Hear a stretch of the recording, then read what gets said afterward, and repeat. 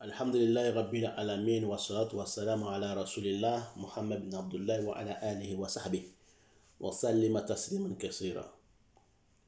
Chers frères et sœurs en islam, nous remercions Allah, le Tout-Puissant, le Tout-Miséricordieux Allah. Nous demandons à Allah la protection contre le Satan lapidé.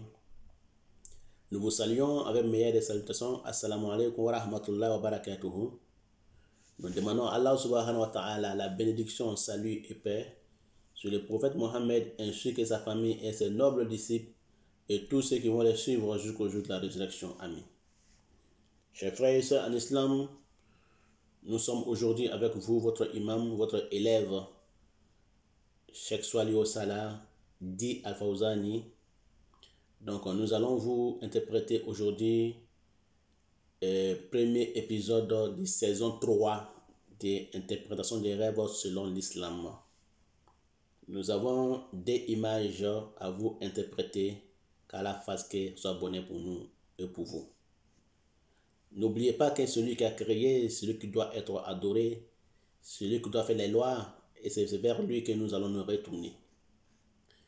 Première image que nous allons vous interpréter, chers frères et sœurs en islam, qu'Allah fasse que ça soit bonnet pour moi et pour vous, amis. Nous parlons de l'or, tout ce qui peut être pipite de l'or. Donc nous parlons de l'or en pépite. Ça nous parle de ornements dans ce monde d'ici-bas. Et ça nous parle aussi de la guerre, de la fitna, de la catastrophe. Catastrophe pour les hommes et miséricorde pour les femmes. Ça nous parle de catastrophe pour les hommes et miséricorde pour les femmes. Et ça nous parle aussi de la maladie pour les rêves. La couleur jaune dans les rêves nous parle de mauvaises choses, malheur. Tout ce qui est couleur jaune n'a guère bonne interprétation, sauf la banane. La banane seule qui porte la couleur jaune qui est bon augure dans les rêves. Donc, tout ce qui est jaune, à part la banane, parle de mauvais augure dans les rêves. Qu'Allah fasse qu'il soit bonnet pour moi et pour vous dans ce monde du Siba et l'au-delà. Amen. Deuxième image encore, nous parlons de l'or.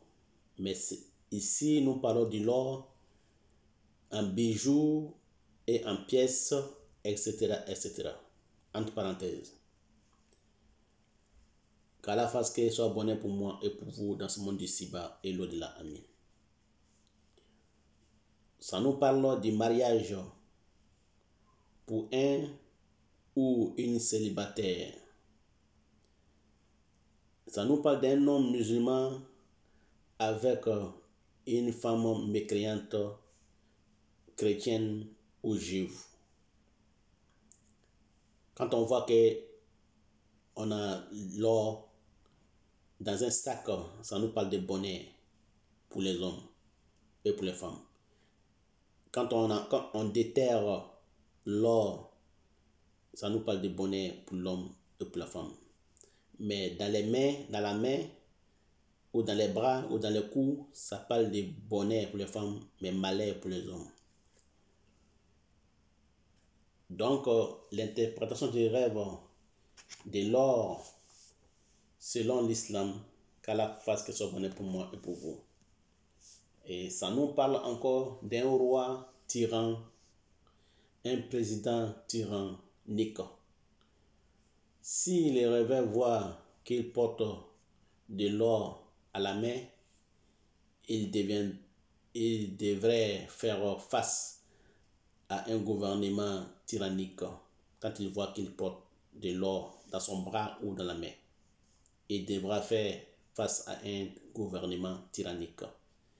S'il n'a pas le droit de porter de l'or en signification.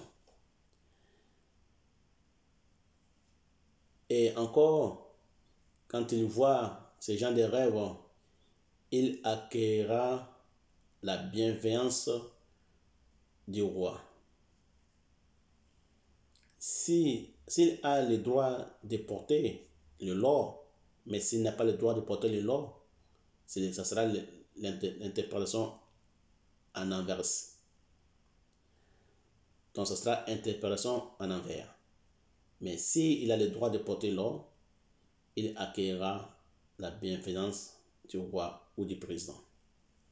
Car Allah fasse qu'il soit bonheur pour moi et pour vous dans ce monde d'ici-bas et l'au-delà. Voilà l'interprétation du rêve de l'or que nous avons pu vous divulguer, chers frères et sœurs en islam. Car Allah fasse que ce soit bonheur. C'était notre premier épisode de saison 3, l'interprétation du rêve selon l'islam. Qu'Allah fasse qu'il soit bonheur pour moi et pour vous. Amen. Amen.